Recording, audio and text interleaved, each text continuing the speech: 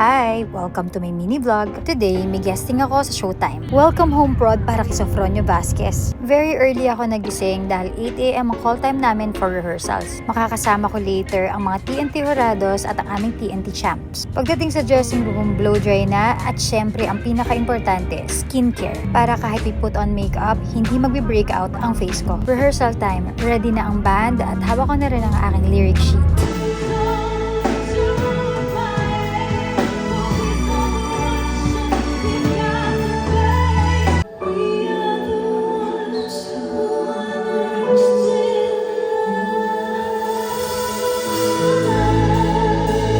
After ng rehearsals, nakapagtsikahan pa kami ng konti ni Sofronio. Napaka-humble, nakakatuwa yung heart niya. Then, balik makeup na. And tada, we're done. Galing talaga ng team ko. Thank you, Lay and Vien. Bihis time. Ang ganda ng color blue na to sa akin. Hindi lahat ng blue bagay sa akin, ha? Pinag-isipan namin kung ilalagay ba namin tong extra tela dito sa damit, pero mukhang hindi na namin lalagay kasi as you can see, parang nawala yung shape ng body ko dito pag nilalagay siya. Mas minimalist, mas okay.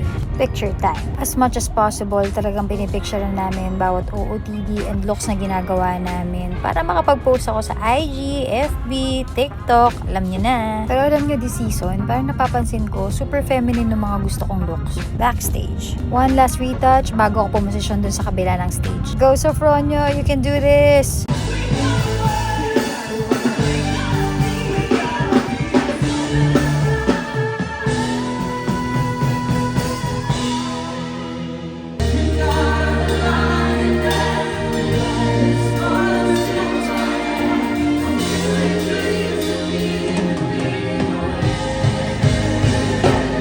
Hi!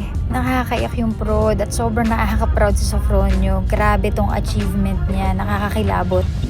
Nakakatuwang makita kung gaano ka-proud ang mga pamilya natin sa kanya. Balik dressing room na. Ayan na ako sa dati kong anyo. Thank you for watching this vlog. I'll see you again next time. Bye!